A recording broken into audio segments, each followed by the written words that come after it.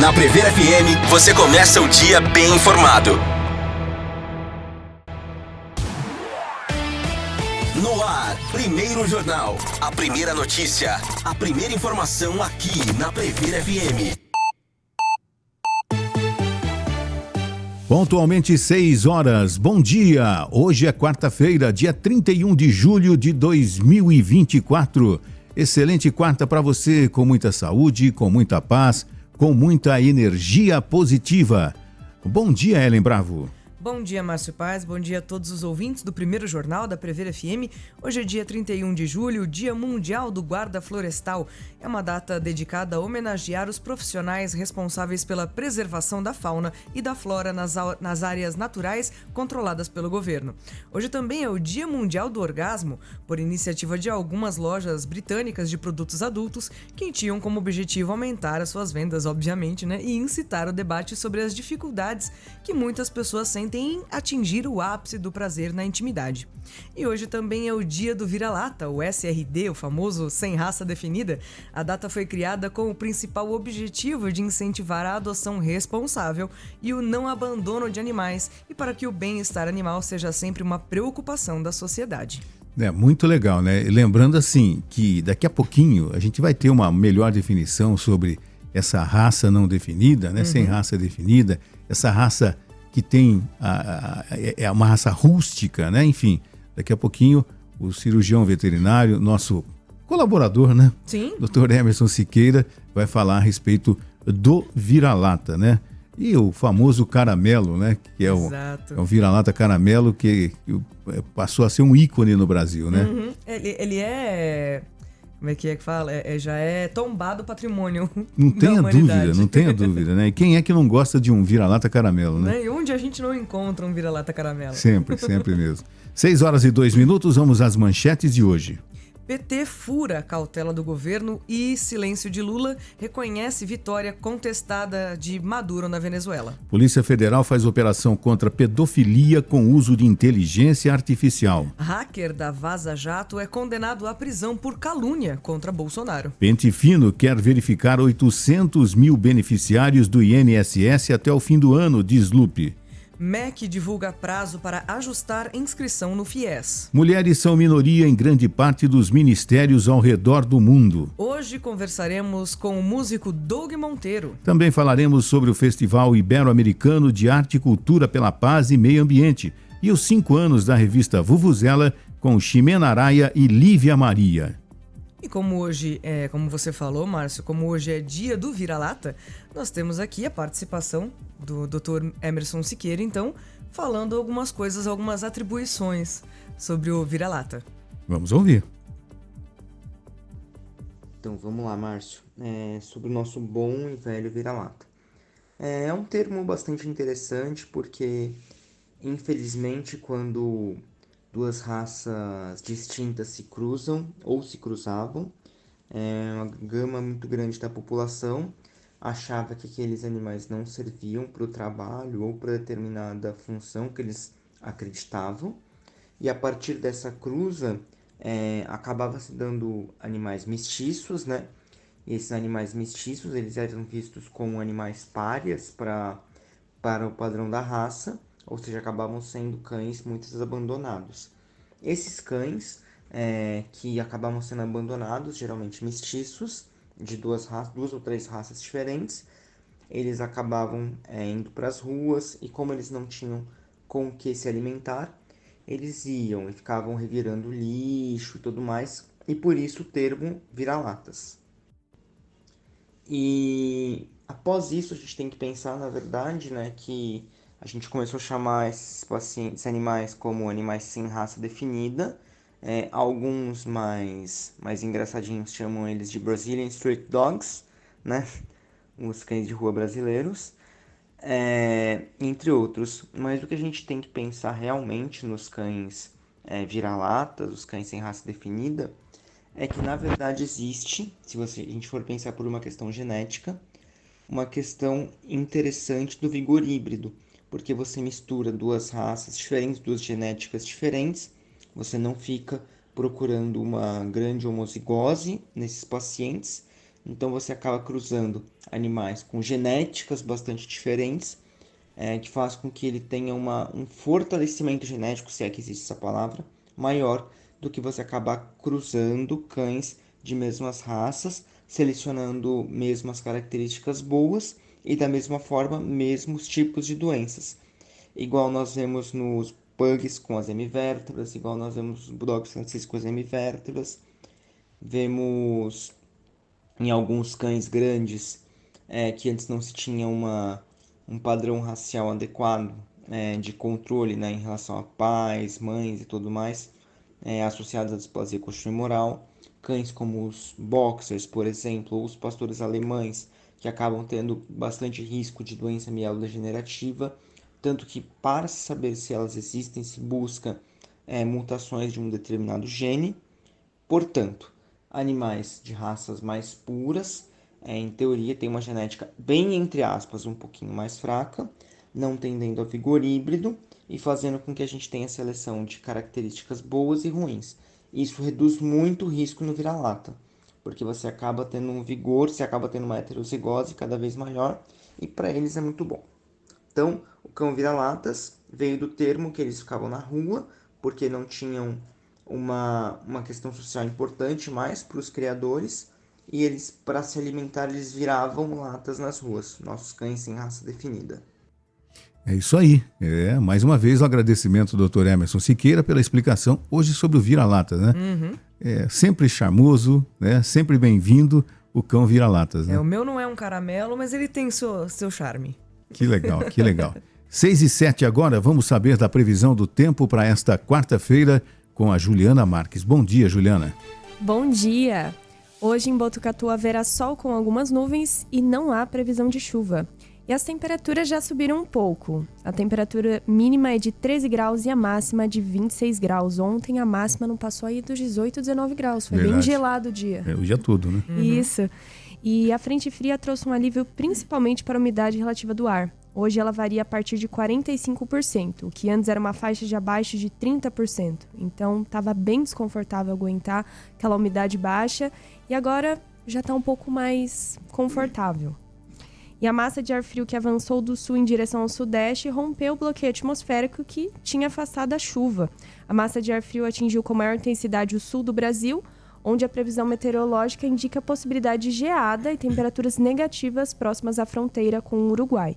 E a partir dessa quinta-feira, dia 1º, está prevista uma virada no tempo e volta do calor à região. E também vamos ver isso aqui no sudeste, as temperaturas vão subindo progressivamente, mas talvez na segunda quinzena de agosto venha uma nova frente fria. Vamos aguardar. Bom, vamos aguardar, a gente está sempre aguardando, né? Estamos aguardando a chuva, né? Abençoada chuva. Cadê a chuva? Até choveu, mas foi 3 gotinhas. Isso não é foi chuva, bem pouco, né? Isso não é chuva, né? E a gente está precisando urgentemente de chuva. Verdade. O Brasil está em estado de alerta, né? Precisando de chuva, né? Tomara que ela venha. Se vier o frio, é época realmente. A gente está precisando que as coisas, pelo menos, chegue perto da normalidade. Era suposto a gente estar vivendo frio agora, né? Não tenha dúvida, não tenha dúvida. O mês de julho, o mês de agosto, não é uma época de chuva, né? Mas era uma época de frio. Sim. E as chuvas até maio, comecinho de junho, elas aconteciam normalmente. O homem mexeu tanto no tempo que hoje em dia a gente não sabe mais, né? Se a gente está no verão, se está no inverno, enfim, né? A gente tem que contar sempre com a boa vontade dos especialistas, né?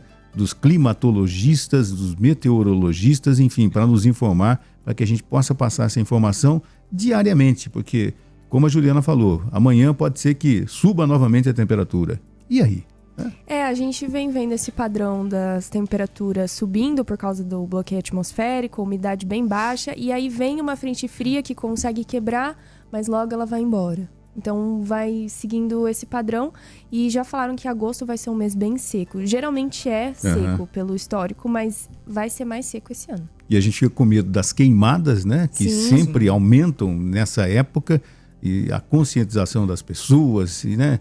Tem uns malucos que tentam botar fogo em mato, enfim, tô brincando, né? Brincando com isso fogo. na cabeça. É uma brincadeira legal. 6h10, vamos àquela notícia curiosa, aquela notícia inusitada. Capivara faz amizade inusitada com jacaré. Será que dá certo essa amizade, gente? Uma capivara provou que não tem nenhum inimigo ao fazer uma amizade inusitada com um predador nato, um jacaré. Num vídeo compartilhado no Instagram, o jacaré apareceu tomando sol enquanto a capivara se aproximava para se aconchegar ao lado do animal. A cena inusitada viralizou nas redes sociais e atingiu 1,4 milhão de curtidas. Amo como as capivaras não têm inimigos. Quando você mora num bairro perigoso, mas conhece os caras. E o Lacoste, sou uma piada pra você? Declararam os internautas nos comentários. É bem isso, né? O jacaré lá tranquilão, tomando um sol, a capivara se arninha ali do lado dele, como se fosse normal, falando, você não vai me comer, a gente tá tomando um sol junto aqui, tá tudo bem. Mas deixa ele sem comer, né? Deixa ele que não irritado. Pegou uns peixinhos ali pra se alimentar, né? Na hora que ele bobear, o banquete tá aqui do lado. Então, desculpa amigo, mas eu tô com fome. Hoje acabou nossa amizade, no dia do amigo já foi, hoje não mais. Exato. 6h11. Olha, e tem uma outra notícia bem engraçada envolvendo um animal, porque um pinguim foi parar no meio da rua na Argentina. Nossa. Isso mesmo, uma onda de frio recorde que está estacionada no extremo sul da Argentina fez uma moradora local encontrar uma surpresa no meio da rua, um pinguim perdido. O animal vagava pelas ruas da cidade de Rio Grande, na Terra do Fogo, arquipélago no extremo sul da América do Sul. Ao avistá-lo, a moradora que estava dentro de um carro parou o veículo. Receoso, o pinguim não se aproximou e ficou parado olhando para os lados, aparentemente sem saber onde estava. Tadinho. Deu muito dó mesmo. Os pinguins de Madagascar, tipo, e agora? Me viram. Não tem pra onde fugir. Tava perdidinho. Que coisa, não, gente? É que a gente tá... a gente às vezes acha engraçado, é inusitado e tal, né? Mas de repente está sendo cada dia mais reflexo, comum, né? Infelizmente, você vê animais mais próximos do homem. Não é que é o mais próximo do homem. O homem está chegando mais próximo dos animais, invadindo o habitat que seria o habitat natural do animal. Exatamente. Aí é mais fácil você ver o animal, olha, que coisa, um pinguim aqui. Mas aqui é a casa dele. Você que não está... Você que invadiu. O invasor é você, né? Exato. Agora 6h12. Esporte. Tá todo mundo falando sobre Paris, mas tá rolando futebol aqui no Brasil. Por incrível que pareça, né? Isso, a gente vai falar de Copa do Brasil. No Brasileirão, a 21ª rodada vai iniciar no sábado e ao longo dessa semana estamos tendo jogos da Copa do Brasil. Nas oitavas de final, pelo primeiro jogo, ontem no Morumbi, o São Paulo venceu o Goiás por 2-0. Com gols de Luciano e Caleri, ambos no segundo tempo, o São Paulo abriu uma vantagem confortável no confronto. Foi uma partida em que os donos da casa jogaram praticamente todo o tempo no ataque, mas com dificuldade de furar a retranca goiana, o que só conseguiu na etapa final. O Goiás jogou com 10 jogadores desde os 34 minutos do primeiro tempo, com a expulsão de Marcão. E a vantagem é boa para o São Paulo. O time pode até perder por um gol de diferença na volta, em Goiânia, na semana que vem, que avança para as quartas. E teve jogo também do Botafogo e Bahia, eles fizeram um jogo bastante disputado, mas ficaram no empate por 1-1 nesta terça-feira no estádio Newton Santos. Os gols aconteceram ainda no primeiro tempo. Carlos Alberto abriu o placar para o Botafogo, enquanto Caule empatou. A vaga para a próxima fase será decidida na semana que vem, na Fonte Nova. Quem vencer avança, e em caso de novo empate, a decisão será nos pênaltis. E hoje, o CRB joga contra o Atlético Mineiro às 19 horas e no mesmo horário ocorre o confronto entre Atlético Paranaense e Bragantino. E muito aguardado, ocorre o jogo entre Palmeiras e Flamengo. O Palmeiras vai ao Maracanã para enfrentar o Flamengo às 20 horas. E o Corinthians joga contra o Grêmio em casa às 21h30. O Atlético Goianiense encara o Vasco também neste horário. E amanhã, no último jogo que falta, o Juventude encara o Fluminense. Legal. Atenção palmeirense, hoje é dia de sofrer, hein? 8 da noite, lá no Maracanã, contra o Flamengo, mas é assim mesmo, né? Ganhar ou perder faz parte do jogo. E falando de futebol, falando do Flamengo, Márcio, pois não? O Conselho aprova a participação do Flamengo em leilão de terreno do gasômetro. O Conselho Deliberativo do Flamengo aprovou em sessão realizada na última segunda-feira a participação do clube no leilão do terreno do gasômetro em São Cristóvão, que será realizado hoje. O ponto foi definido pela diretoria como local ideal para a construção do estádio próprio.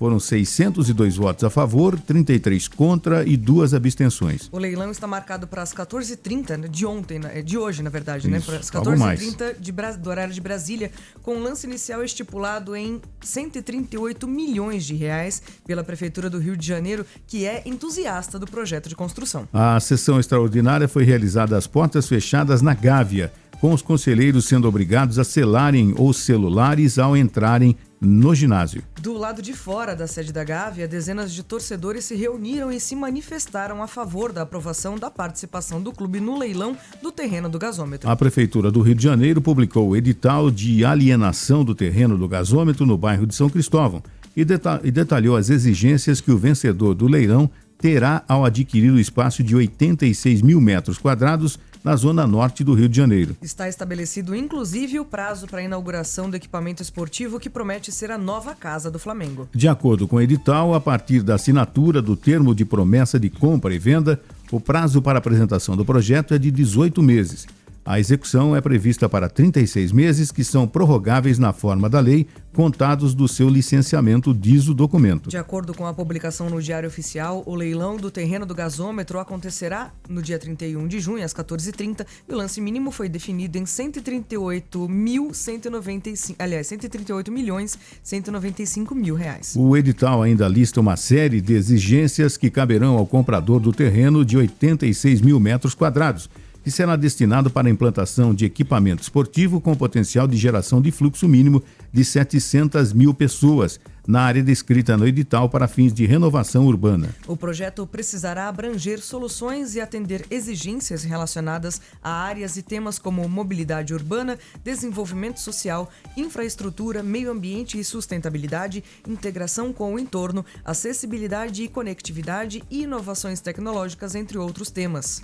É, muito legal. E assim, o clube com maior torcida no Brasil não tem um estádio próprio, né? O mundo, o jeito de se fazer futebol, de se administrar futebol está mudando, né? O Brasil está olhando para os grandes clubes na Europa. O maior clube do mundo é o Real Madrid, né? Que tem inclusive um gramado retrátil. Terminou o jogo, desce o gramado, vai lá tomar a luz artificial, enfim, cuidar da grama e tal. Então, o Flamengo, maior torcida do Brasil, vai conseguir comprar esse terreno, com certeza, né? Até porque merece, a prefeitura está facilitando, inclusive, para que compre, vai ser um atrativo, e o Maracanã vai ser usado para eventos especiais e para os clubes que ainda não têm o seu estádio próprio, né? 6h17 agora. Primeiro Jornal, Drops Olimpíadas 2024. Vamos falar do que todo mundo tá querendo ouvir, né? Opa! O assunto do momento. Isso, o assunto do momento foi uma terça-feira iluminada para o time do Brasil nas Olimpíadas de Paris. Pela primeira vez na história, a delegação conquistou uma medalha por equipes no principal evento da ginástica artística mundial. Foi o time feminino com Rebeca Andrade, Flávia Saraiva, Jade Barbosa, Júlia Soares e Lohane Oliveira que brigaram pela conquista. As 5 ginastas conquistaram no último salto o bronze por equipes, uma medalha olímpica inédita e há muito tempo aguardada. Foi de Rebeca a nota final no salto, um 15.100 em um Cheng lindamente executado, que garantiu o bronze para a equipe no último momento. Antes do último aparelho, o Brasil ocupava o 6º lugar. Com as notas do salto, as brasileiras ultrapassaram China, Canadá e Grã-Bretanha. Eu confesso que eu estava ansiosa, porque eu assisti toda a disputa e foi muito emocionante. Realmente, esse salto da Rebeca foi incrível. Fechou com chave de ouro, o Brasil precisava dessa nota. E eu tava até sem muitas expectativas, porque foi emoção no último momento mesmo. Foi até o final ali, Foi até o final, o Brasil ocupava o 6º lugar. E aí elas ficaram ali aguardando como iam ser as apresentações da Grã-Bretanha, do Canadá. E aí a hora que elas foram vendo, que elas foram somando ponto, dava até pra ver elas na calculadora assim. E aí elas olharam, elas viram que tinha dado bronze, foi muito emocionante. Não, muito legal. Já e a todo gente mundo na começou a expectativa, chorar. né? E a sinceridade aqui, né, gente? A gente torcendo para as equipes adversárias dar uma escorregadinha. Eu duvido que alguém que tenha assistido as competições ontem não tenha feito um Ah, soprou, menina. Não tenha dúvida. Cai.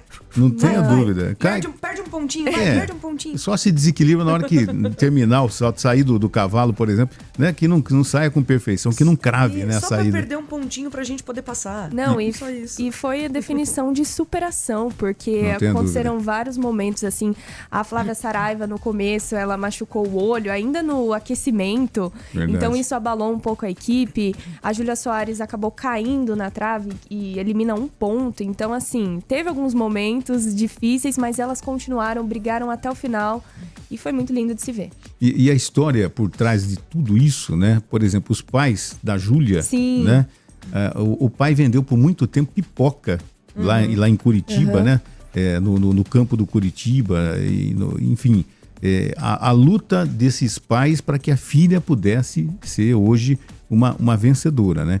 E o Brasil, se a gente for analisar, Juliana não tinha nem nascido, né? Quando a gente começava a engatinhar nisso, Luísa Parente e outras tantas atletas do Brasil que não conseguiram grandes resultados, mas que começaram a limpar o caminho para essa geração que está chegando agora. E até a Jade Barbosa, que participou de várias competições, Verdade. não tinha conseguido a medalha, e aí na última Olimpíada ela levou conseguiu. a medalha. Então, Com 33 anos, né? com 33 anos. Então foi definição de superação e pra mim elas deram orgulho realmente de Não ser tenha brasileira. dúvida. Muito legal, foi Foi muito bonito legal. de Foi ver. muito legal. Bacana mesmo. E falando ainda de Olimpíadas, Pois não? nós temos a denúncia de nadadora sobre assédio que foi arquivada pelo Comitê Olímpico Brasileiro por falta de provas. Exatamente. Em 2021, a nadadora Ana Carolina Vieira fez uma denúncia de assédio contra um dirigente da Confederação Brasileira de Desportos Aquáticos, que foi arquivada por falta de provas.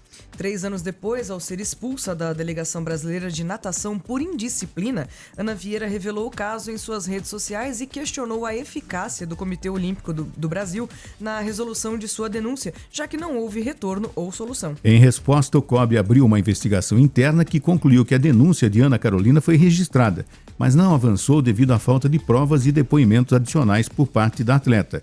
O comitê enfatizou que não há denúncias pendentes contra membros da natação e que as informações são sigilosas, não se relacionando com os Jogos Olímpicos de Paris. O COB também desmentiu alegações da nadadora sobre sua expulsão de Paris, afirmando que ela teve suporte adequado, incluindo o acompanhamento da oficial de salvaguarda, acesso à alimentação e hidratação e a possibilidade de arrumar suas malas. A expulsão ocorreu após uma discussão intensa sobre a decisão de retirar uma colega de uma equipe de revezamento, onde Ana Carolina demonstrou comportamento desrespeitoso e agressivo. O chefe da equipe brasileira de natação, Gustavo Otsuka, justificou a expulsão pela violação do código de conduta da delegação e a postura inadequada da atleta durante a discussão sobre mudanças na equipe. Ele reforçou que a decisão foi tomada de forma unânime pela comissão técnica e que a atleta aceitou a decisão sem maiores questionamentos, retornando imediatamente ao Brasil. A gente vai ouvir falar muito disso quando terminar a Olimpíada. Sim. As Olimpíadas, quando terminarem as Olimpíadas. Pode ter certeza disso. Existem denúncias desse assédio que não foi adiante. Existem informações do comportamento dessa atleta, inclusive quando perdeu num campeonato sul-americano, me parece, ela colocou a colega, bateu o rosto da colega numa grade, inclusive, não se conformando com o resultado. Enfim, a gente vai ouvir falar muito depois que as Olimpíadas terminarem, né? Verdade. E no exato instante que o Brasil está no tie-break contra a Polônia no vôlei masculino, ganhou o primeiro set, perdeu o segundo, ganhou o terceiro, perdeu o quarto, está no tie-break e a Polônia está ganhando de 12-11. Quando a gente voltar do intervalo comercial, a gente vai ter o resultado, mas pelo jeito, bom, não sei. Tomara que a gente seja surpreendido novamente. Em 1 minuto e 21 segundos, muita coisa pode mudar. Já tem o resultado. Então vamos lá.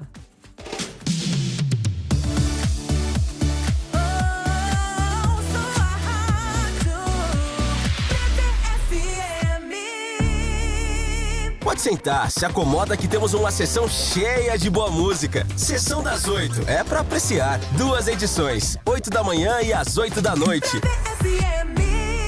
Se cada estilo pede uma cor, seu estilo está no depósito de tintas Botucatu. Temos uma ampla variedade de produtos das melhores marcas, como Coral, Souvenir, Real. O depósito de tintas Botucatu tem uma equipe experiente, pronta para te orientar e ajudar na escolha das cores e tintas ideais. Também oferecemos tintas automotivas e ceras, para manter seu carro como novo. Facilitamos suas compras em até 6 vezes. 2 lojas, Avenida Santana 150 e Avenida Deputado Dante Delmanto 2070. Whats 997 46 96 55. Prevere FM, pra qualquer hora.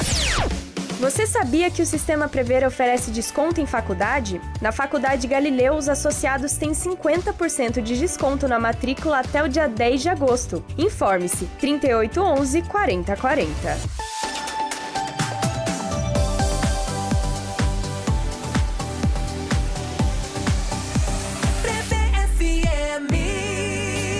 Os fatos, os acontecimentos e tudo o que você precisa saber. Primeiro Jornal. A sua cidade no Primeiro Jornal. 6h25, Primeiro Jornal na Prevere FM e a agenda do governador Tarcísio de Freitas. Hoje, quarta-feira, dia 31 de julho, às 10 horas, o governador fará uma visita à ETEC Dr. Domingos Minicucci Filho, aqui no centro de Botucatu, na Avenida Santana 654.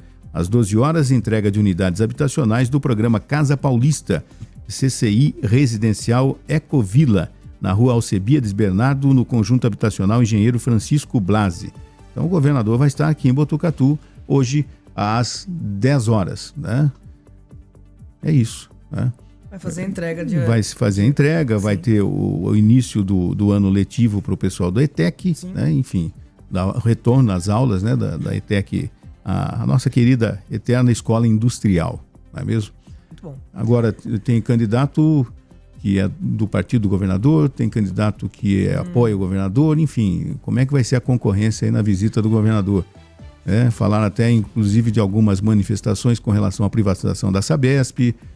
Vai ser concorrido no centro da cidade daqui a pouco às 10 horas. Vai ser movimentado o centro hoje. 6h26. O Unesp informa a abertura de concurso público para o campus de Botucatu. A Universidade Estadual Paulista Júlio de Mesquita Filho, Unesp, anuncia a realização de um novo concurso público que tem por objetivo o preenchimento de uma vaga destinada à contratação de professor substituto. A oportunidade será para ministrar aulas na área de agronomia, subárea de conhecimento de fitossanidade e no conjunto de disciplinas doenças das culturas, junto ao Departamento de Proteção Vegetal da Faculdade de Ciências Agronômicas do campus de Botucatu. Para concorrer à oportunidade ofertada, é necessário que o candidato possua graduação em agronomia, engenharia agronômica ou ciências biológicas e que tenha, no mínimo, título de doutor na área do conhecimento objeto do concurso. Ao ser contratado, o docente deve exercer funções em jornada de 12 horas semanais, referente à remuneração mensal no valor de R$ 2.686,58. As inscrições poderão ser realizadas de forma eletrônica no período de 2 a 16 de agosto, até às 17 horas por meio do site da Unesp. Vale ressaltar que o pagamento da taxa no valor de R$ 192 deve ser efetuada por meio de depósito bancário. Entretanto, os candidatos que se enquadram nos critérios especificados no edital poderão solicitar a redução da taxa de inscrição entre 2 a 6 de agosto de 2024. Como forma de seleção, os candidatos serão avaliados mediante a aplicação das etapas de prova objetiva, prova didática e prova de títulos. Prevere FM 628, a botucatuense Ana Beatriz precisa de doação de sangue. Ana Beatriz Bittencourt dos Santos precisa urgentemente de doação do sangue tipo O negativo. Ela só pode receber sangue deste mesmo tipo. Você pode fazer a doação no Hospital das Clínicas da Faculdade de Medicina de Botucatu, da Unesp, utilizando o código 275848 para garantir que a sua doação seja direcionada a ela. Doar sangue é um ato altruísta e de solidariedade. Para ser um doador, você deve atender aos seguintes requisitos: ter entre 16 e 69 anos. Apresentar documento de identificação com foto emitido por órgão oficial. Documentos digitais com foto também são aceitos. Pesar no mínimo 50 quilos. Ter dormido pelo menos 6 horas nas últimas 24 horas. Estar alimentado, evitando alimentos gordurosos nas 3 horas que antecedem a doação e, se for após o almoço, aguardar 2 horas. Sua doação pode fazer a diferença. Ajude a salvar vidas. Agora são 6h29, só para a gente atualizar, o Brasil perdeu para a Polônia, viu? No tie-break, então, foi 3-2, né? Perdeu por 15-12 no tie-break. O Brasil perde a segunda no vôlei masculino, né? Depois a gente pode até informar como é que fica a situação do Brasil, se está fora, se vai ter mais pelo índice do melhor terceiro colocado, enfim, aguardemos aí. 6h29, homicídios culposos ocorrem majoritariamente no trânsito em Botucatu. Entre janeiro e junho de 2024, mais de 66% dos homicídios culposos registrados em Botucatu foram causados por acidentes de trânsito. Durante o período analisado, foram registrados 4 casos. Em comparação, no mesmo período de 2023, foram 3 casos e em 2022, 5. Esses dados são fornecidos pela Secretaria de Segurança Pública do Estado de São Paulo. Além dos homicídios, houve 210 pessoas feridas em acidentes de trânsito durante o mesmo intervalo. O homicídio culposo no trânsito ocorre quando alguém causa a morte de outra pessoa sem intenção, devido a comportamentos negligentes, imprudentes ou imperativos, ou por violação das normas de trânsito. Embora não haja intenção de matar, a morte resulta de ações irresponsáveis ou imprudentes na condução. Para que um caso seja classificado como homicídio culposo no trânsito, o condutor deve ter agido sem intenção de matar, mas de forma negligente, imprudente ou imperita, e essa conduta deve ter levado ao falecimento de outra pessoa. Exemplos incluem dirigir em alta velocidade, desrespeitar sinalizações, conduzir sob efeito de álcool ou drogas ou usar o celular enquanto dirige. O advogado Fábio Angela esclarece as diferenças entre homicídio culposo e doloso, além das implicações em casos de acidente de trânsito. Homicídio doloso e culposo são modalidades de homicídios que se diferenciam pelas circunstâncias ou intenções em que ocorre o crime. Enquanto o homicídio doloso há a intenção de matar ou o sujeito assume o risco de fazê-lo, no homicídio culposo o agente não tem a intenção do resultado morte. As penas também são distintas, sendo o homicídio doloso apenado com reclusão de 6 a 20 anos e o homicídio culposo com penas de detenção de 1 a 3 anos. Agora, caso o homicídio seja praticado na modalidade culposa, na condução de veículo automotor, ou seja, no trânsito, há um aumento de pena que alcança o mínimo de 2 e o máximo de 4 anos, conforme disposto no artigo 302 do Código de Trânsito Brasileiro. 6h31. Polícia de São Manuel prende foragido em flagrante. Uma operação policial realizada por policiais civis da Delegacia de Polícia de São Manuel com a finalidade de combater crimes contra o patrimônio em diligências. Os investigadores prenderam em flagrante um indivíduo que havia cometido crime de roubo a um estabelecimento comercial. Para tanto, o autor se utilizou de um pedaço de madeira simulando estar armado e, usando de violência e grave ameaça, subtraiu R$ 325 das vítimas. Além desses fatos, em pesquisa feita, o autor consta como procurado e com pena a cumprir de 34 anos. Evadido da penitenciária de Potim, em São Paulo, o preso foi apresentado à autoridade policial para providências de polícia judiciária. Após os trabalhos, foi encaminhado ao CP de Itatinga, onde permaneceu à disposição da Justiça. Prever FM 6h32, registro raríssimo de veado campeiro albino, feito por biólogo de Bauru, é finalista de concurso internacional de fotografia. O registro de um veado campeiro albino passeando pelo Pantanal, um dos berços da biodiversidade do planeta, é uma das imagens finalistas do prêmio Portfólio Fotidoc 2024, do Festival de Fotografia Documental. Feito pelo biólogo e guia de safari Bruno Sartori, natural de Bauru, a fotografia concorre na categoria Imagem Destacada, ao lado de outros 29 registros feitos por profissionais ao redor do mundo. Com inscrições encerradas no dia 16 de junho, o concurso recebeu um total de 2.465 inscrições de fotógrafos de 23 estados do Brasil e do Distrito Federal, além de outros 9 países: Argentina, Austrália, China, Espanha, Estados Unidos, França, Itália, Moçambique e Portugal. Segundo a organização, foram selecionados e publicados 1.006 trabalhos, sendo 511 imagens destacadas, 341 ensaios e 154 portfólios, sendo que a fotografia documental perpassa todos os gêneros: cena de rua, paisagem, retrato, natureza, vida selvagem e fotojornalismo. No caso do veado campeiro albino, o registro ganhou a alcunha de O Fantasma do Pantanal. Isso se deve à raridade para encontrá-lo na natureza. Por ter nascido com uma mudança genética, o animal não produz melanina, que é um pigmento do corpo que dá cor à pelagem. A alteração não permite que o veado se camufle e pode dificultar sua sobrevivência. O autor da foto, Bruno Sartori, relatou ao Primeiro Jornal como foi a experiência de registrar o raro animal.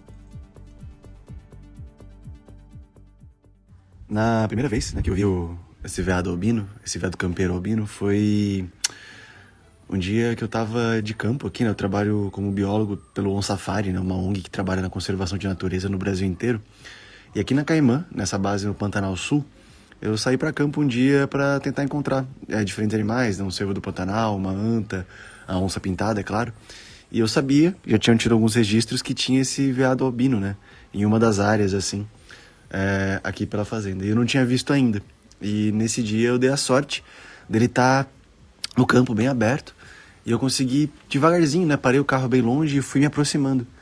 A hora que consegui chegar ali a uns 6 metros dele mais ou menos foi quando eu fiz essa foto aí que tá nessa premiação. E aí desde então ele se tornou um ponto de atenção a mais, porque é um animal tão raro de se encontrar. E assim, justamente por ser provavelmente esse registro mais raro, por ser um animal completamente albino, que é um gene super recessivo, super raro de acontecer, principalmente na natureza, ainda mais do indivíduo conseguir sobreviver, e chegar a ser um jovem adulto ali como ele já era, quando eu fiz essas imagens, e a gente poder encontrar ele, porque por ser completamente branco, além de sofrer muito mais, com o calor, com o sol aqui do Pantanal, ele também é um alvo que chama mais atenção para predadores, para uma onça parda, para uma onça pintada.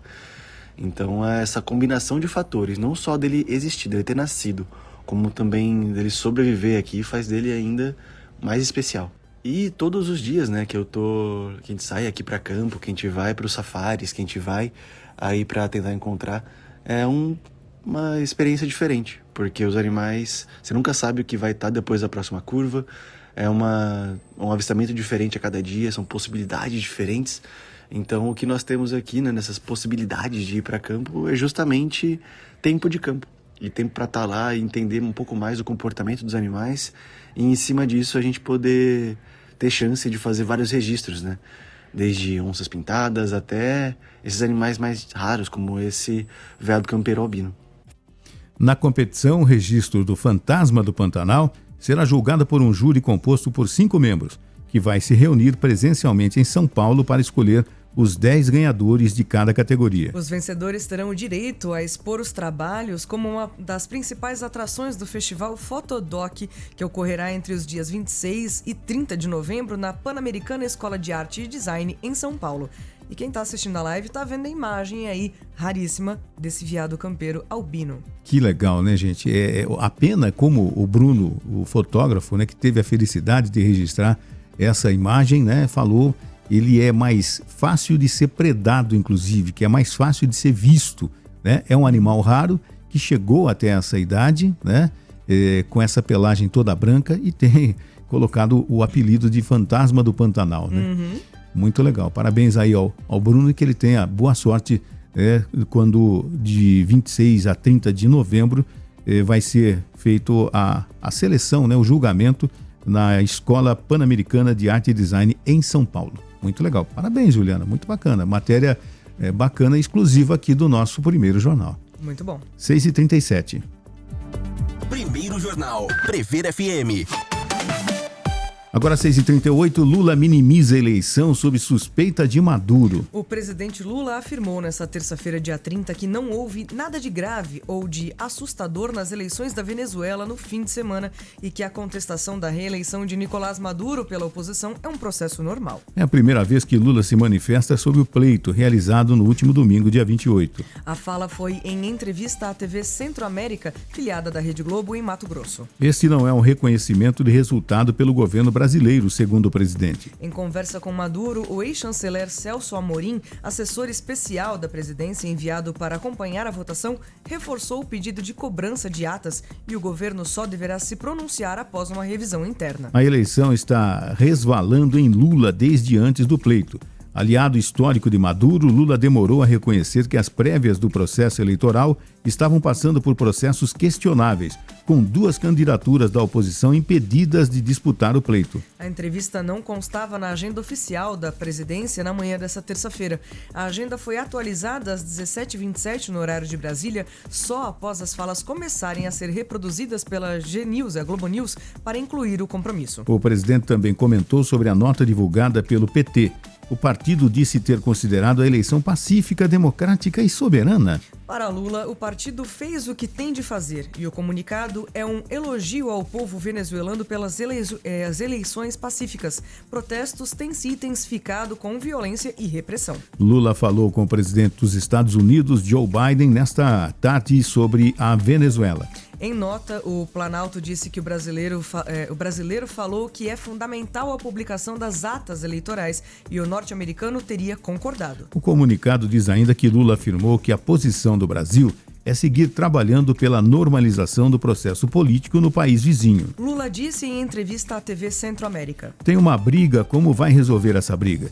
Apresenta a ata. Se a ata tiver dúvida entre oposição e situação, a oposição entra com recurso e vai esperar a justiça tomar o processo. Aí vai ter a decisão, que a gente tem que acatar. Eu estou convencido que é um processo normal, tranquilo. E ele continuou. O PT reconheceu. A nota do PT reconhece. É um elogio ao povo venezuelano pelas eleições pacíficas que houveram e, ao mesmo tempo, reconhece que o Tribunal Eleitoral já reconheceu Maduro como vitorioso. A oposição ainda não.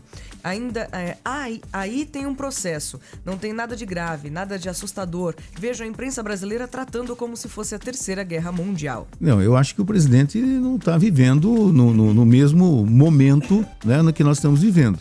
Olha o que está acontecendo na Venezuela, né? Então é difícil, eu acho que é melhor ficar quieto. Fica quieto, não se manifesta, se bem que iam chegar, porque ele tem uma amizade, né? Tem relações com Maduro, só que lamentável o que está acontecendo. Mais de 800 pessoas foram presas nos últimos dias na Venezuela, opositores, inclusive sequestrados, pessoas fugindo do país, sendo que na contagem de votos da oposição, né, foi a vitória da oposição foi flagrante. E é isso que eu ia falar, com tantas pessoas questionando o resultado das eleições, como pode dizer que é normal e nada de grave? E infelizmente está acontecendo um banho de sangue, pessoas já foram mortas, tá? E mesmo ele ganhando, né? Pela primeira vez nos últimos 25 anos, 23 anos, que nós estamos vendo uma oposição, a gente está vendo o pessoal queimar pneu na rua, queimar bandeira, se manifestar, não aceitando, né, essa vitória, que não foi vitória, de Nicolás Maduro. Infelizmente, a gente vai ouvir falar muito ainda a respeito desse assunto. 6h42, está na hora de mais um intervalo. Lembrando que tem entrevista ainda hoje, tem o Doug Monteiro, ele vai estar lançando um EP. Um Extended Play. Como? Extended Play. Tá, eu sou da época do LP, né? Mas é um EP. Sim, ele vai estar lançando. Ele vai é um pouco mais longo que o single, né? Mas tem poucas músicas. Ó, tá vendo? Nada como conversar com a pessoa que manja. Ele vai falar também do Bossa Convida, que vai ser homenagem ao Dia dos Pais, no dia 12 de agosto. Enfim, tem bate-papo. Depois a gente vai falar com o pessoal da Vuvuzela. Isso. 5 anos da revista Vuvuzela. E também o Festival Ibero-Americano. Muito legal. Então tem muita coisa para acontecer. Fique ligado, fique aqui na Prever FM, no Primeiro Jornal, que volta daqui a pouco.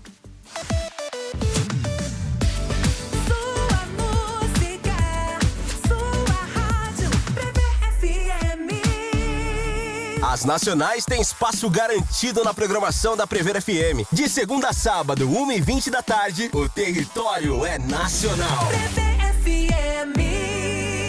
Curso de gestantes da Unimed Botucatu. A gestação, o parto, a amamentação e tudo aquilo que os pais precisam saber sobre os cuidados com o recém-nascido. De 5 a 9 de agosto, às 7 da noite, na sede administrativa da Unimed, Rua Major Leônidas Cardoso, 43, Centro. O curso é gratuito e aberto a toda a população. Informações e inscrições, 3811-4503. Onde tem Unimed, tem presença que transforma. Prever FM. Você sabia que o Sistema Prever tem parceria com laboratórios de exames clínicos e de imagem? De raio-x até tomografia, você faz o exame com valor diferenciado e em diversos laboratórios. Informe-se 3811 4040.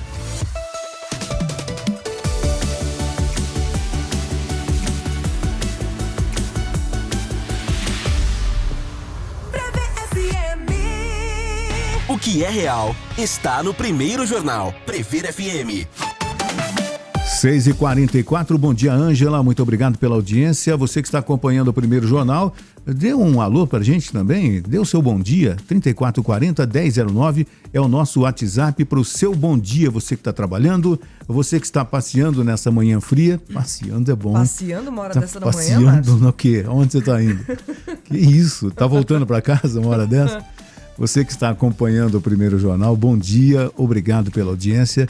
Mande o seu alô para a gente saber que você está ouvindo, que nós não estamos sós. Exatamente. 6h44, Polícia Federal faz operação contra pedofilia com uso de inteligência artificial. A Polícia Federal esteve nas ruas na manhã dessa terça-feira, dia 30, para cumprir mandados judiciais em uma grande operação contra a violação de criança e adolescente. A ação da Polícia Federal usa inteligência artificial por meio de uma ferramenta desenvolvida pela corporação e que é exportada a outros países. A CNN apurou que são 39 mandados de busca e apreensão nas 5 regiões do país. Os mandados são contra suspeitos de violação infanto-juvenil de forma online. Até o momento, 17 pessoas foram presas em flagrante. A ferramenta tecnológica com nome mantido sob sigilo é usada na Diretoria de Combate a Crimes Cibernéticos.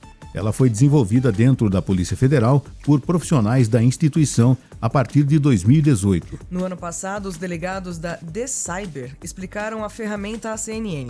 A gente já faz e quer muito desenvolver ferramentas de investigação. A gente tem uma ferramenta muito importante no combate à pornografia infantil, extremamente moderna, que vários países querem que a gente exporte para eles. Ela é tão boa que tem muita gente interessada, explicou o diretor Otávio Russo. A delegada Cassiana Sá de Carvalho detalhou como funciona. Desde o lançamento, a ferramenta vem auxiliando no resultado operacional. É um canhão para trabalhar. Ela tem uma base de dados muito diferenciada. Com base no que ela é alimentada, você vai entrar na casa do investigado, alvo de busca e apreensão, sabendo quem é o suspeito. Isso faz toda a diferença. Antes, a gente chegava no endereço que moravam várias pessoas. Era difícil pedir uma prisão preventiva, porque não sabia se era o filho, a filha, o pai, mãe ou avô o alvo. Agora, a ferramenta traz a informação com mais dados, de um jeito que chega na pessoa. Isso demonstra que aqui a gente desenvolve tecnologias de nível mundial, complementou o diretor.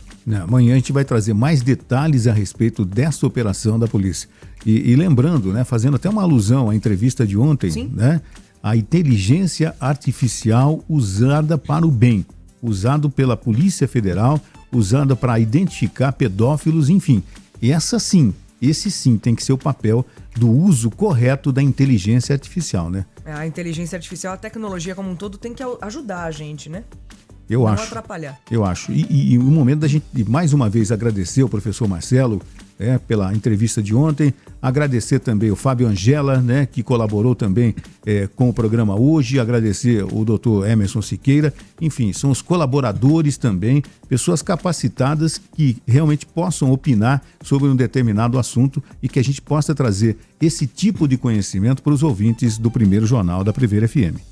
Agora são 6h47, hacker da Vaza Jato é condenado à prisão por calúnia contra Bolsonaro. O juiz Osmar Dantas Lima, do 3º Juizado Especial Criminal de Brasília, condenou nesta segunda-feira, na última segunda-feira, o programador Walter Delgatti Neto, conhecido como hacker da Vaza Jato, a 10 meses e 20 dias de prisão em regime semiaberto, além de multa pelo crime de calúnia contra o ex-presidente Jair Bolsonaro. Bolsonaro afirmou na ação judicial que Delgatti mentiu ao acusá-lo de grampear o ministro Alexandre de Moraes, do STF, em depoimento à CPI do 8 de janeiro. Na sentença, o juiz concede ao programador o direito de recorrer em liberdade. No entanto, Delgatti está preso desde agosto de 2023 por outro motivo: a suspeita de tramar, a pedido da deputada federal Carla Zambelli, do PL, contra contra Moraes, o que resultou na invasão dos sistemas do Conselho Nacional de Justiça e na inserção de documentos e alvarás de soltura falsos. A defesa do programador alega que não houve a intenção de caluniar Bolsonaro, pois Delgatti apenas relatou que o ex-presidente teria solicitado que ele assumisse a autoria de um grampo, supostamente realizado inclusive por agentes de outro país. A Justiça, Bolsonaro afirmou que recebeu Delgatti uma única vez no Palácio da Alvorada. O programador teria falado sobre o sistema eleitoral brasileiro e as informações, segundo o ex-presidente, foram encaminhadas ao Ministério da Defesa. O ex-presidente disse desconhecer a presença do programador no palácio em outras oportunidades e disse que nunca mais os dois conversaram pessoalmente ou por telefone. Bolsonaro alegou ainda que nunca ouviu falar sobre possíveis grampos contra o ministro do STF e que não conversou sobre esse assunto com ninguém. Na sentença, o juiz afirma que o crime foi caracterizado pela conduta do programador, que teria agido com a intenção de caluniar Bolsonaro ao fazer uma imputação falsa diante de parlamentares que faziam parte da CPI, com sessões transmitidas por veículos de imprensa e grande repercussão. A gente percebe o seguinte, alguns fatos, relatados anos anteriores e tudo mais, a morosidade, o sistema lento que a justiça caminha, Sim. Algumas coisas falam, já decidiu, já condenou, já não condenou, o que aconteceu é muito lento, porque cabe recurso e a coisa vai se arrastando, e daqui a pouco a gente está em 2030, 2040, 2050. E ainda está rolando tudo E ainda está rolando, é isso mesmo, Os advogados nessa história é que tem que trabalhar bastante, 6h50, Pente Fino quer verificar 800 mil beneficiários do INSS até o fim do ano, diz Lupe. A Previdência Social pretende verificar os cadastros de cerca de 800 mil beneficiários temporários, o antigo auxílio-doença do INSS, até o final deste ano, disse na segunda-feira o ministro Carlos Lupe da Previdência Social. O Pente Fino busca conferir se as pessoas têm mesmo direito a seguir com os auxílios. Conforme Lupe, o trabalho mira benefícios temporários que estão há 2 anos ou mais sem verificação. O ministro declarou em entrevista a jornalistas do Rio de Janeiro: muitos não comunicam à Previdência as informações atualizadas porque querem continuar recebendo mesmo estando trabalhando. Estamos fazendo, através do Ministério da Previdência Social, através da nossa parte da perícia médica, uma verificação até o final do ano, mais ou menos, de 800 mil a 850 mil beneficiários temporários com algum tipo de doença, algum tipo de atendimento que teve, verificando se estão ainda com essa doença, se estão merecedores ainda do benefício para continuar ou não pagando, completou. As declarações ocorreram após o ministro ser questionado sobre a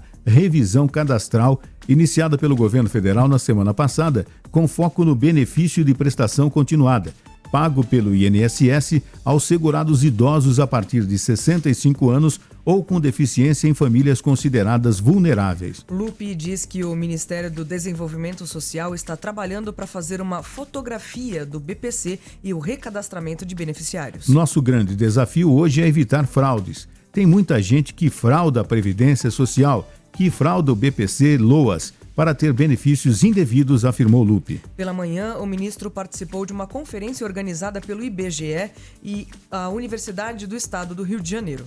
Lupe assinou um acordo de cooperação técnica com o presidente do IBGE, o economista Márcio Pockmann, para a geração de dados relacionados à área de Seguridade Social no Brasil. Estamos pegando com esse convênio um rumo para fazer a previsão da Previdência de amanhã. Precisamos ter essa fotografia real do povo brasileiro, declarou Lupe. A conferência do IBGE se estende até sexta-feira, dia 2, e tem como tema o que o órgão chama de soberania nacional em geociências, estatísticas e dados. Segundo o Instituto, a intenção é discutir riscos e oportunidades do Brasil na era digital. Prever FM 6h52, MEC divulga prazo para ajustar inscrição no FIES. O Ministério da Educação anunciou o cronograma e demais procedimentos relativos à complementação de informações das inscrições para o Fundo de Financiamento Estudantil, FIES, adiadas para o segundo semestre de 2024. De acordo com o edital, o prazo para complementar as informações no sistema de inscrição será de 31 de julho às 23h59, de 2 de agosto, no site do FIES. O programa do Ministério da Educação financia de forma escalonada estudantes de cursos de graduação em instituições de educação superior privadas que aderirem ao FIES. Para a contratação do financiamento, os candidatos pré-selecionados do FIES devem complementar as informações da inscrição no sistema. O acesso é por meio de login e senha na conta no Portal de Serviços Digitais do Governo Federal, o gov.br. Após a complementação da inscrição no FIES Seleção, o candidato deve comparecer à comissão da instituição de ensino superior responsável pela análise das informações prestadas no ato da inscrição de ensino para validá-las, em até 5 dias, contados a partir da data de complementação da inscrição. Se a comissão validar a inscrição em até 10 dias, o pré-selecionado do FIES deve comparecer ao banco onde será contratado o financiamento com a documentação exigida. Somente após a aprovação pelo agente financeiro, o candidato poderá assinar o contrato que vai financiar as mensalidades da faculdade particular. A apresentação de informações ou documentos falsos implicará na reprovação do candidato no processo seletivo do FIES. Os estudantes selecionados para o FIES no segundo semestre de 2023 ou no primeiro semestre de 2024 e que tiveram a conclusão da inscrição adiada para o segundo semestre de 2024 podem participar dessa etapa de inclusão de informações. Na primeira fase de seleção do programa, puderam se inscrever estudantes que participaram do Exame Nacional do Ensino Médio, o Enem,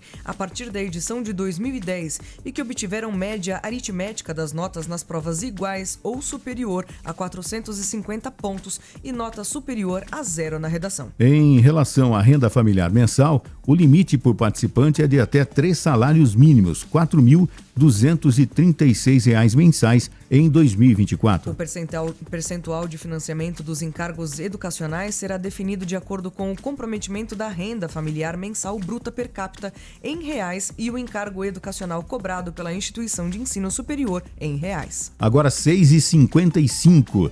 Ministério da Saúde orienta farmácias a realizar testes rápidos de HIV. O Ministério da Saúde publicou uma nota técnica com orientações para que farmácias autorizadas realizem testes rápidos de HIV, sífilis, hepatites virais e outras ISTs, infecções sexualmente transmissíveis. De acordo com a Anvisa, a Agência Nacional de Vigilância Sanitária, os exames não servem para diagnóstico, somente triagem, ou seja, facilitam a detecção de doenças, mas não devem ser usados de forma isolada para a tomada de decisões clínicas. Neste sentido, as farmácias devem estar articuladas com a rede de diagnóstico, assistência à saúde e vigilância epidemiológica do território para promover o encaminhamento adequado dos usuários com testes reagentes, acesso à conclusão diagnóstica e, quando necessário, ao tratamento. Os resultados que indiquem doenças de notificação compulsória devem ser notificados ao Ministério da Saúde, conforme previsto na legislação brasileira. De acordo com o documento, o profissional responsável pela testagem deve orientar o usuário sobre os possíveis resultados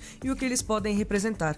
Todas as dúvidas do paciente devem ser acolhidas e respondidas. No caso de crianças de até 12 anos incompletos, a testagem e entrega dos exames deve ser realizada com a presença dos pais ou responsáveis. Para adolescentes de 12 a 18 anos, após uma avaliação das condições de discernimento, o exame será realizado segundo a vontade do adolescente, assim como o compartilhamento do resultado a outras pessoas. Se desejar e se for constatado que está em condições físicas, psíquicas e emocionais de receber o resultado da triagem, a testagem poderá ser realizada mesmo sem a presença dos responsáveis. Draulio Barreira, diretor do Departamento de HIV, AIDS, tuberculose, hepatites virais e infecções sexualmente transmissíveis da Secretaria de Vigilância em Saúde e Ambiente, diz em nota que a realização de testes rápidos por farmácias vai ao encontro dos esforços para a eliminação de infecções e doenças determinadas socialmente até 2030. Segundo ele, a execução de testes rápidos por farmácias autorizadas é uma das ferramentas de apoio à ampliação do acesso à testagem junto às pessoas que, por motivos diversos, não buscam ou têm acesso aos serviços de saúde do SUS para a realização de testagens rotineiras. Agora 6h57, cannabis medicinal. Primeiro extrato completo fabricado no Brasil chega às farmácias. A partir deste mês, pacientes de todo o Brasil poderão ter acesso ao primeiro extrato completo de cannabis sativa para fins medicinais fabricados no Brasil. O produto, popularmente conhecido como Full Spectrum ou fitocomplexo, é composto tanto por canabidiol quanto por tetrahidrocarbinol, além de outros canabidioides, como canabigerol e canabinol. A cannabis medicinal é um produto obtido pela extração dos canabinoides, substâncias presentes na cannabis sativa, que agem em vários lugares do corpo, incluindo o cérebro. Além do full spectrum, existem outros 2 tipos de produtos à base de cannabis medicinal. O CBD isolado, que só possui canabidiol em sua composição, e o Broad Spectrum, que possui outros canabinoides, exceto o THC. Nas farmácias brasileiras já são encontrados o CBD isolado e o Full Spectrum, mas essa é a primeira vez que um medicamento com extrato completo é fabricado no Brasil. O medicamento produzido pela Easy Labs pode ser utilizado para o tratamento da fibromialgia, de sintomas relacionados a demências como Alzheimer e Parkinson, além de dor crônica. O extrato contém 25 mg de CBD e menos 0,2% de THC e foi aprovado pela Agência Nacional de Vigilância Sanitária, Anvisa. A cannabis é uma planta nativa do centro e do sul da Ásia e é chamada popularmente de maconha. Existem 3 espécies de planta do gênero cannabis: a sativa, a indica e a ruderalis, sendo as 2 primeiras as mais estudadas e conhecidas. Ao todo, já foram identificados cerca de 120 canabinoides na cannabis sativa, mas os mais amplamente estudados são o CBD e o THC. No Brasil, a importação de produtos derivados de cannabis para fins terapêuticos foi aprovada em 2015 pela Anvisa. No mesmo ano, a agência removeu o THC da lista de substâncias proibidas. Em 2017 ou 2019, a agência regulamentou a venda de produtos derivados de cannabis nas farmácias, a partir de receita preenchida e assinada pelo médico. Em 2020, a Organização das Nações Unidas reconheceu as propriedades terapêuticas da cannabis e a retirou da lista de substâncias perigosas. Diversas pesquisas clínicas atestaram a eficácia da planta para o tratamento de doenças, como esclerose múltipla, epilepsia, Parkinson, esquizofrenia, Alzheimer e dores crônicas. Em 2023, os medicamentos à base da planta passaram a ser distribuídos de forma gratuita pelo Sistema Único de Saúde no estado de São Paulo. Outras 24 unidades federativas possuem leis em vigor ou em tramitação para garantir o fornecimento do composto pelo SUS. Você ouviu Primeiro Jornal Prever FM.